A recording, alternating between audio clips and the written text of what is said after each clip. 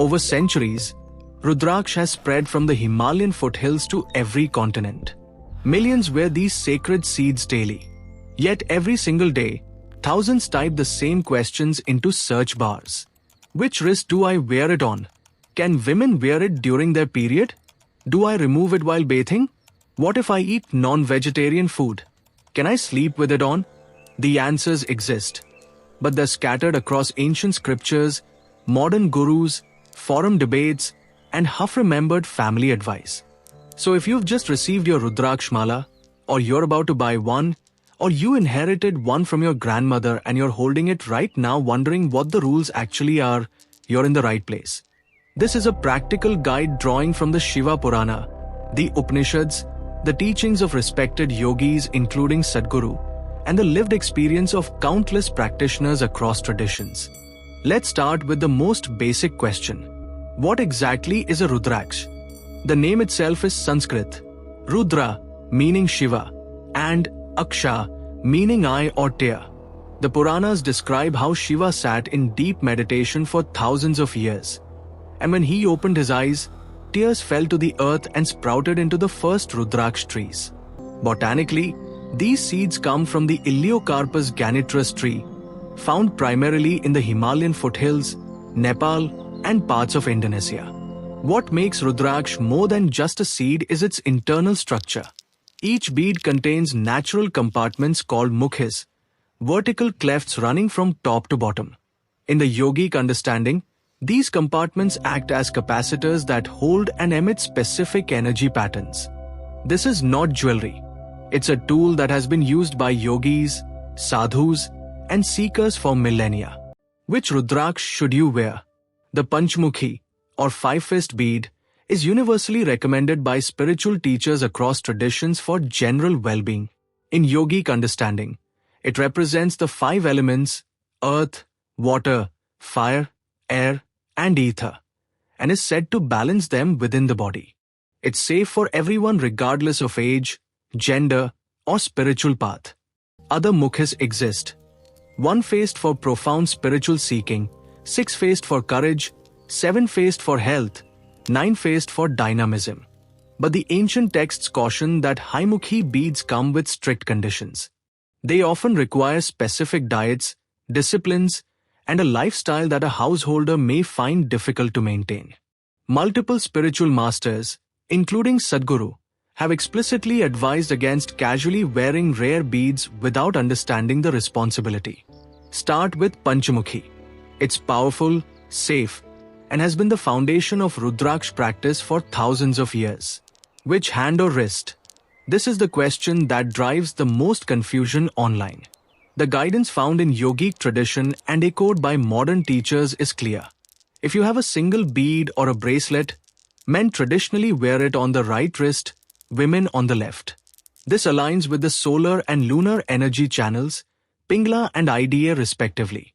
If you have a full mala of 108 beads, it is worn around the neck, resting near the heart center. The Sumeru bead, the larger Guru bead, sits at the back of the neck. The mala should not hang below the sternum. Ancient texts describe how the Rudraksha mala creates a protective energy field around the throat and heart chakras. The placement matters because the seed interacts with your subtle energy body continuously, not just during meditation. Can anyone wear Rudraksha? The scriptures say yes, but with awareness. The Shiva Purana explicitly states that Rudraksha can be worn by people of any caste, creed, gender, or stage of life. Children can wear Panchamukhi, usually from around 8 or 9 years of age. The elderly can wear it. There is no religious restriction. Rudraksha predates organized religion and belongs to the yogic science of energy. However, spiritual teachers across lineages note that Rudraksha is most effective for those oriented toward inner growth, meditation, or a conscious lifestyle. If you're wearing it purely as a fashion accessory, it may still offer some benefit through contact with the skin, but you're leaving most of its potential untapped. Think of it as a sophisticated tool that rewards intentional use. Now the question that gets searched constantly, especially by women: can I wear Rudraksha during menstruation? The answer: found in yogic texts and confirmed by contemporary teachers, is yes. There is no scriptural prohibition. In some traditional Indian households, women are advised to remove sacred items during menstruation. This is a cultural practice, not a yogic instruction. The energy body does not become impure. In fact, some yogic perspectives view menstruation as a time of natural purification and heightened sensitivity. The Rudraksha will continue to work. If you personally feel more comfortable removing it out of cultural respect or your own intuition, that is your choice. But from the perspective of the ancient science of Rudraksha, there is no restriction. What about non-vegetarians? Can you wear Rudraksha if you eat meat, fish, or eggs? This question appears in forums across the internet. The yogic texts offer a nuanced answer. The Panchamukhi Rudraksha does not mandate vegetarianism. You can wear it regardless of your diet. However, spiritual teachers note that as your sensitivity increases through wearing the bead and practicing meditation, your body may naturally gravitate toward lighter, sattvic foods. The Rudraksha will work whether you eat meat or not. But if you're wearing a rare Haimukhi bead, the rules change. Those often require strict vegetarianism, abstinence from alcohol and tobacco, and a highly disciplined lifestyle. For the Panchamukhi Mala, which most people own, your diet does not disqualify you from wearing it or receiving its benefits. Let's get into the daily do's and don'ts, because this is exactly what you searched for. First and most important, do not treat your Rudraksha casually. If it has been consecrated through Prana Pratishtha, whether at an Isha center, a traditional temple, or by a family elder, it has been charged with a specific energy. Treat it with the same respect you would give a sacred object. Remove it before using the toilet. Remove it before handling raw meat or dead animals. Do not place it on a dirty floor or in a cluttered drawer. Do not let strangers touch it out of casual curiosity. These are not superstitions. They are simple energetic hygiene practices found in the ancient Rudraksha Upanishad and passed down through generations of practitioners. Do you remove Rudraksha while bathing? The broad consensus across traditions is yes. Water itself is not the problem. Rudraksha beads are natural seeds and can handle brief contact with clean water. The issue lies with soaps, shampoos, hot water, and chemical body washes. These substances can coat the beads, clog their natural pores, strip their natural oils, and over time degrade the seed and potentially interfere with its subtle energetic function. Remove your mala or bracelet before showering. Place it somewhere clean and dry. Ideally on your altar, a clean cloth, or a dedicated wooden stand. Put it back on once your body is dry. If you accidentally wear it in the shower once or twice, do not worry. It is not ruined. But don't make it a habit. Can you sleep with your Rudraksha mala? The traditional guidance is yes, you can. Many practitioners and sadhus wear their Rudraksha around the clock without issue. The Rudraksha energy field is said to work continuously, and keeping it on overnight can deepen its stabilizing effect. However, there are practical considerations. If you move a lot in your sleep, the mala can get tangled, the thread can weaken, and the beads can press uncomfortably into your skin. Some practitioners remove the mala and place it on a clean cloth on their bedside table, keeping it close to the body. If you prefer to wear it to bed, ensure the string is strong and replace it every 4 to 6 months. If you remove it, place it respectfully, never tossed casually aside. What about intimacy? Can you wear Rudraksha during sex? This is a question people rarely ask openly but search for privately, and the scriptures offer guidance. The yogic tradition advises removing sacred items, including Rudraksha, before sexual activity. This is not because sex is impure. The reason is energetic. Sexual activity generates a powerful downward movement of energy, while Rudraksha is designed to support an upward, subtle flow toward higher spiritual centers. Wearing it during sex creates an energetic contradiction. You will not be punished, but you are mixing two different circuits designed for different purposes. Remove the mala with respect, place it on your altar or a clean cloth, and put it back on after bathing. This is a practice of energetic clarity, not moral judgment. How do you identify a genuine Rudraksh? The market is flooded with fakes made of wood, plastic, or even glued together sawdust. Ancient texts and modern experts agree on simple tests. First, rub two beads together. A genuine Rudraksh will produce a subtle friction, almost like fine sandpaper. A fake one feels glass smooth. Second, the water test. A real Rudraksh sinks in water. A fake, often made of lighter wood or plastic, floats. Third, cut a bead open if you have a spare. A genuine bead reveals well-defined internal compartments corresponding to its number of mukhis. A fake shows sawdust, glue, or no compartments at all. If you purchased from a trusted source, Isha Foundation, a certified gemological lab, a reputable Nepali dealer, authenticity is assured. If you bought from a street vendor or an unknown online seller, learn these tests. 5 minutes can save you from wearing dead wood. What happens after you start wearing Rudraksh? This is the question beneath the questions. What should you actually expect?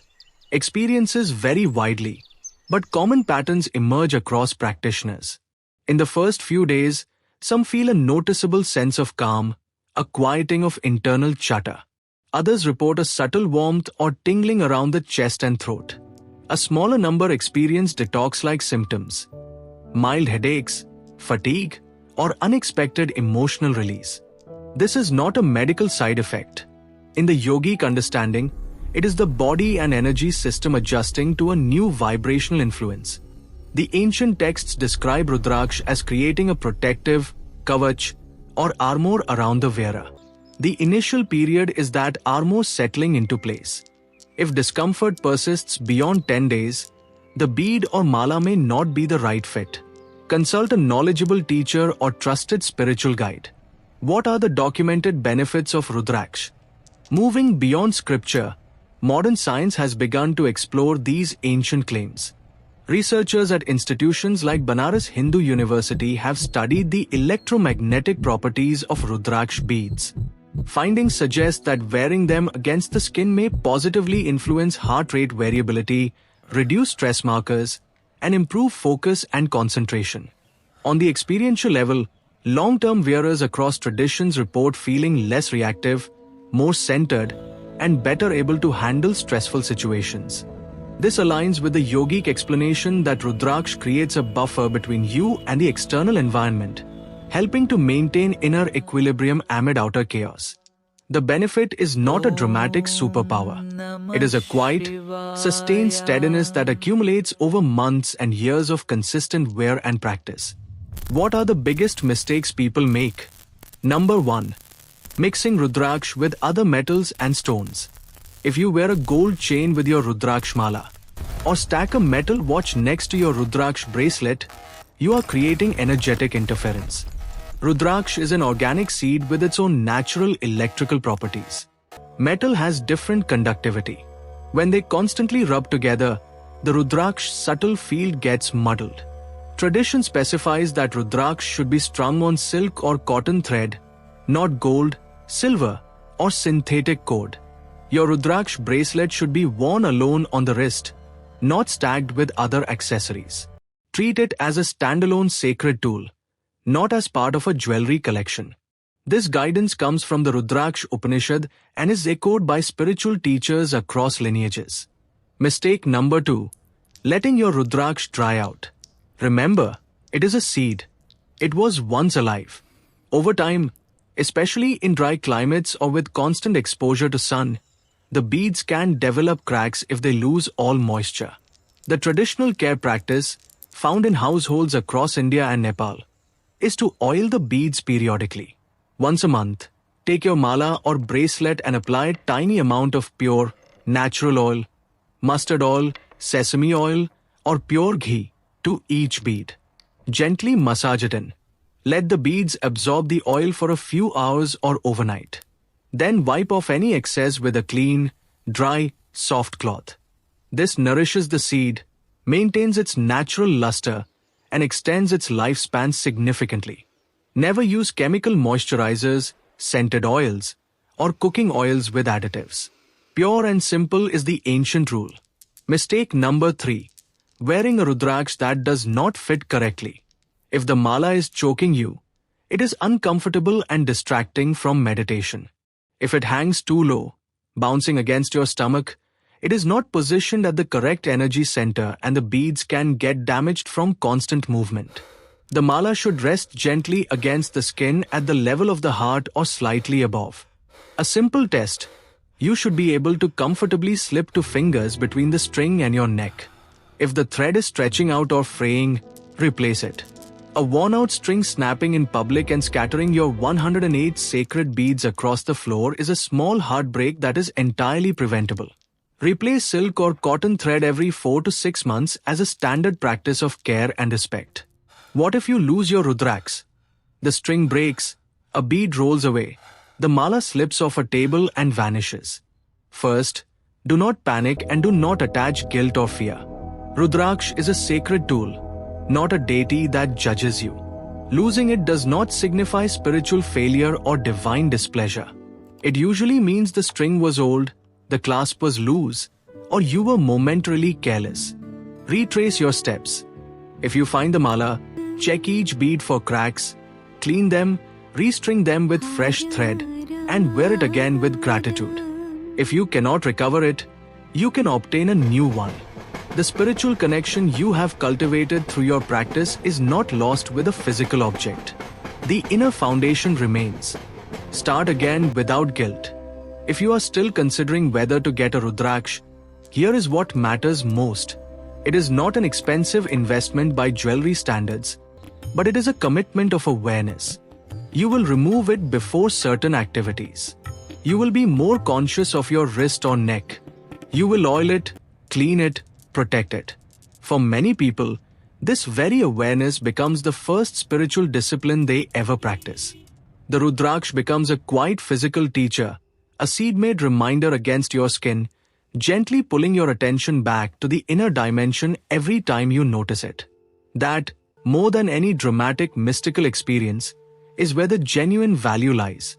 In the small, daily, consistent return to awareness and intentionality. Everything shared today draws from the Shiva Purana, the Rudraksh Upanishad, the teachings of yogis across centuries, modern research, and the lived experience of countless practitioners worldwide. Wear it on the correct wrist or around the neck.